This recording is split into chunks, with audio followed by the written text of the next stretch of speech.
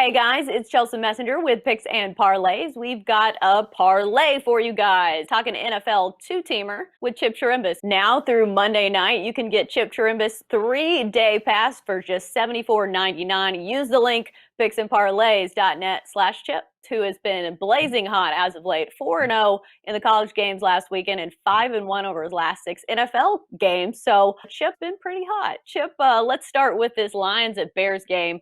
Bears -3 in this one. The total is 45. The Lions, of course, just fired their head coach, and the Bears Right. maybe should think about it after that loss to the Packers on Sunday Night Football, where Mitch Trubisky looked absolutely lost. So, what do you got for us Yeah. on this one? Well, it's a wonder how these two teams combined have won 9 games total. I mean, Chicago being favored is a joke. They've come in losing 5 in a row and looked absolutely atrocious against Green Bay. And Detroit didn't look any better on Thanksgiving Day. Let's face it, they've lost 4 of the last 5. But, in Detroit, the players were actually celebrating Chelsea. They were actually so happy that Patricia was gone. They said he was a tyrant and that he was immovable, and they're happy to see him go. The problem is Matthew Stafford still has a bad thumb, and they still are the Detroit Lions.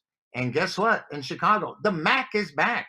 So more defense for the Bears. Khalil Mack is coming back. Bears are 31st on offense behind the Jets, the only one they're ahead of, and they're 32nd in the entire NFL in rushing. They just don't move the ball at all. But Detroit, on the road, they're 3-11. They just don't come to play. It's a team I think has very little character, Chelsea. They're all patting themselves on the back and so happy their coach is gone. But be careful what you wish for, because so far this year, any teams that have jettisoned the coaches have come back with wins. We're talking about Houston and Atlanta in the first time out. I wonder if it's going to happen here. So I had a question about it because Chicago is so bad and they're favored. But I think this game is destined to stay under the total. I look for the Bear defense to rise here. That's the way Nagy's going to have to save his job, because Trubinsky's not going to put any points on the board, or many at all.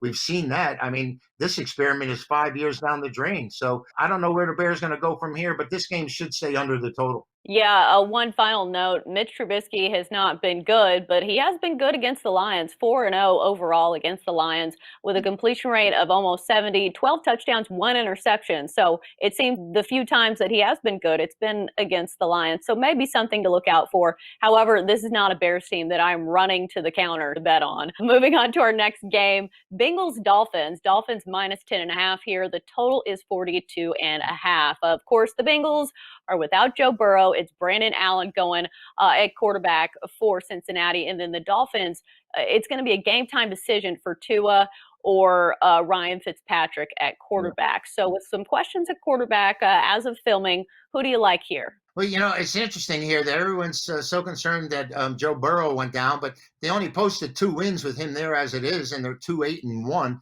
29th in rushing offense. That was part of the problem at Cincinnati. Turnovers, 17 on the year. They've been struggling that way, and I think their lack of running game and the Dolphin defense, they just play in together. And whether it's Tua or Fitzgerald, I don't think it's going to matter very much. Miami, I think, is going in a great spot here. They've been playing with great camaraderie.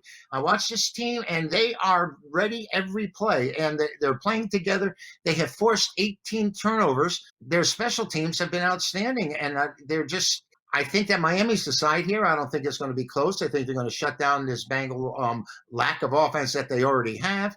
And even though the Bengals are 7-1 after a straight up loss, I don't see them coming here. I don't see them coming to play. I mean, they put up a good fight against the Giants last week. Both teams were without their quarterbacks, and the Giants struggled by and won 19-17. But I don't think that the Bengals are really ready to play yet. I mean, they were lousy last year, and now their number 1 pick is gone. So I think any hope they may have had is probably flown out the window. Yeah, and it just seems like the Bengals as a team are very, very bad. And as you mentioned, even with Joe Burrow, they were still a very, very bad team. Yeah. Statistically, 27th in yards per play when it comes to the defense. And then also, their run defense is just absolutely dreadful. And then you've got Miami's defense that is second in the league when it comes to scoring defense. So Miami as a whole, their team is really good.